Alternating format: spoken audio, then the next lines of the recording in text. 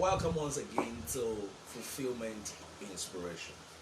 Today, we will just um, take a step forward in talking about steps to acquiring skills. And I'm going to be really talking about a lot today about the second phase and the third phase. We said the last time that we discussed that there are five phases to acquiring skills, and then we noted that the first phase is wherein you prepare yourself, to acquire skill. Don't forget that we talked about the fact that in whatever you have to become and do, there is a need for you to acquire skills. And then we talked about the fact that you prepare for the skills. You need to prepare to acquire the skills because preparation precedes performance. Now, today we're going to take a step forward and we are going to be looking at acquaintance with the skills fundamental. That's the second phase of skill acquisition. When you want to acquire skills, after you have prepared yourself with all the relevant steps that we suggested, we said first that there's a need for you to assess yourself, the talents that you have. You need to assess the roles and the duties, the responsibilities for you, and then you need to assess the kind of skills that you need to be able to carry out those responsibilities. Then you then look at where opportunities around you to actually acquire skills. Now, after you have done all of that and you have submitted yourself to the process of acquiring skills, it becomes necessary for you to pay attention to the second phase, which is acquaintance with the fundamentals of the skills. Now, every skill that you need to acquire have basic fundamentals. There are basic things that are involved.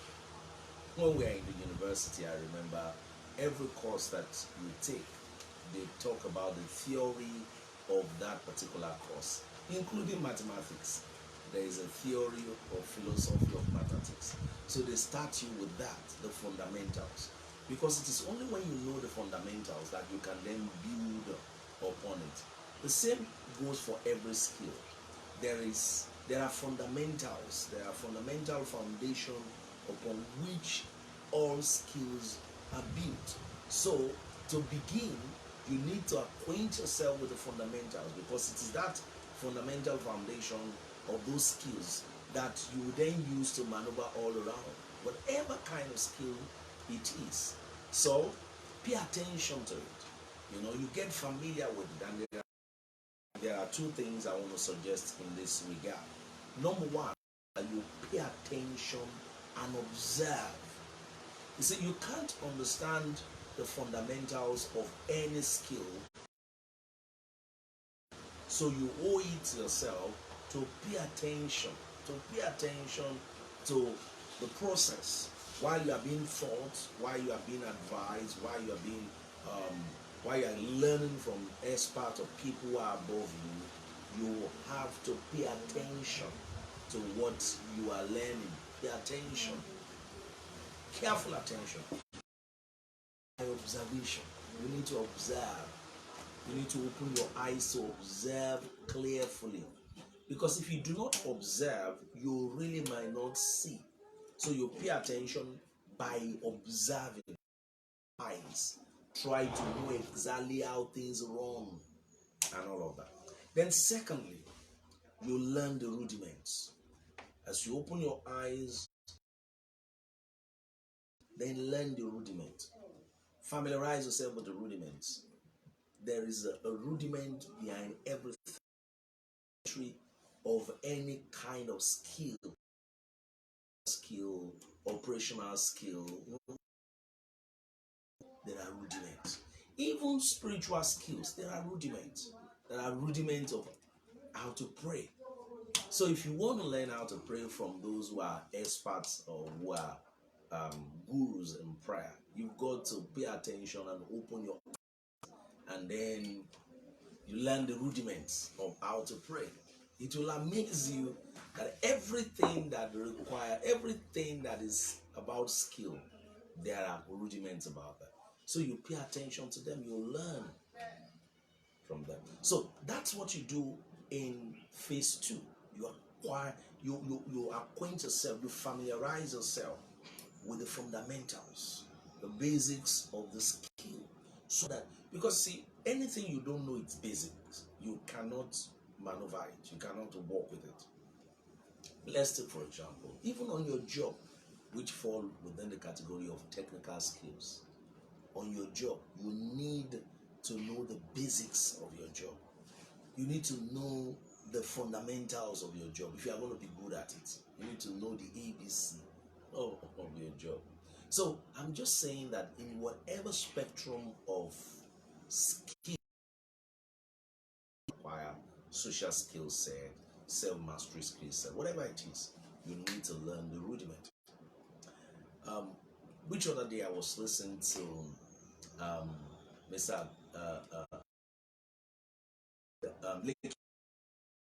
Consultant, and he was talking about how he learned. I mean, kept. I mean, he chose to familiarize learning about success, and said there are basic skills that he paid attention to. He paid basic rudiment, including learning from films. You know, I was telling you the other day that when you are that the preparatory phase, I said check out for learning opportunities, and for him, a film is also a learning avenue for him. So, and he said that while watching a particular film, he was paying attention to how the set was designed, how the people wear their clothes and dress for reality, dress for success, and all of that. Yeah, that's what I'm saying. So he was paying attention to the rudiments, which he could bring into what he's doing. So that's exactly what you do for yourself. You pay attention, observe, and then you learn the rudiment. Okay? And then that leads me to the third stage. And the third stage is a stage where you begin to experiment with the skill that you have acquired. When you learn to acquire skill and all of that, you have acquired those skills, you then need to begin to utilize them. You need to begin to test them to see how it works and refine them properly. So when you are at this phase, a few things you do: continually practice. You just practice over and over again. Practice over and over again. Any skill that you have acquired that you do not practice over and over again, after some time, mastery. I remember when we were young and we need to learn English or vocabulary from dictionary. One of the rules that we are given those days is that once you get a word from the dictionary, in order for you not to forget it and be able to add it to your, you need to utilize it immediately after you have found it. So when you find a word that is new in your vocabulary, you use it. So you just, you fire the thing. The next time you are talking to your friend, maybe you just discovered a word, a new word. The next time you are talking to your friend, you are finding a place to slot the word in. Sometimes even in places that it doesn't fit. But the lesson is that you're practicing with it. You are trying to utilize it. And like the popular saying goes, practice makes perfect. Just practice it. Practice it. Either a social skill set, self-mastery, whatever kind of skills, spiritual skills, and all that. You need to experiment with them. Try them out. And it is in your trying them out that you will see the unique approach that you can use. You will find what I would call your own rhythm. Let's take, for example, spiritual skills. Now, everybody can follow the same model in fasting. Everybody cannot follow the same model in prayer. But there are basics. So once you get the basic, you apply the basic, and then you find your rhythm. As you begin to try it, you begin to find which one works for you. Some people, it is standing up that works for them while praying. Some it is lying down. Some it is kneeling down. Some it is shouting. Some it's quietly praying. There's no one cap fit all. There's a reading that will be okay for you. So you just find your reading and then you plug into your reading. But it comes as you practice, as you try it on and on and on. Social skill that we talked about, different social skill set, you know, a skill like people assessment, people relationship management. You've got to try. Sometimes you will fail, sometimes you will make mistakes, sometimes there will be error in your judgment and all that. But as you keep trying, as you keep applying yourself to the whole thing, you will find your own reading, because it's important that you find your own reading.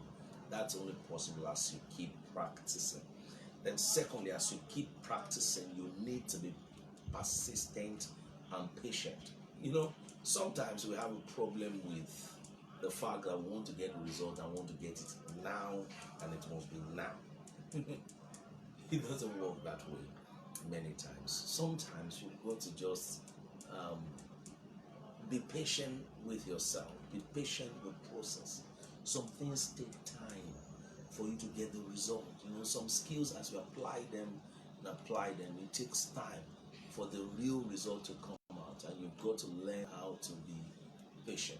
Like that adage goes, the patient dog eats the fattest bone.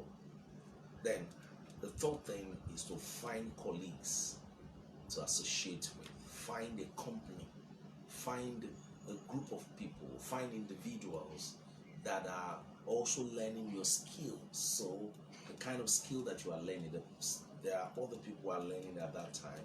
So you can be in good company. It's very interesting when you find people who have similar interests with yourself. And so you build a network so you could encourage each other. When you have people that can be your support structure, your support base, your social support system, it's always very powerful. So find people that have the same interest, that are doing or learning the same skill, or understand that skill better, that can be like a support structure, so you can bounce off each other. You can associate with them and sharpen your skills. The popular saying says, iron sharpened iron. So you find somebody who is into it, what you are learning, and then you both are sharpening each other in whatever realm. I remember when I started learning to pray, I look for people who also like to encourage each other to do works. So you've got to find people who can encourage you. Find what you have, and then you'll find what they have, and together you can build it. And then lastly, on experimental phase, is discipline. Discipline is applying pressure on yourself to do what you not do if you didn't apply pressure on yourself. To use the skill that you have, or to develop, to grow in your skill, it requires discipline. I tell you, it's always not going to be very easy. To do what you're supposed to do is always not very easy. So sometimes you've got to wake up at a particular time. Sometimes you've got to deny yourself gisting with your friends and your neighbor. Sometimes you've got to deny yourself watching television excessively so that you can concentrate on the needful. It's never very easy, but it's profitable, because when you look at the end result, when you look at the result you will get at the end of all of the pressure, you will look back and then you pat yourself at the back and say, yes, oh boy, I have tried. I have found out that doing great things don't come cheap. They don't come easy. They don't come natural.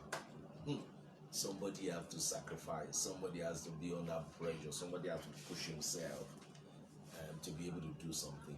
And that's what you want to do. You want to push yourself little here, little there. Push yourself until you get the best out of your life.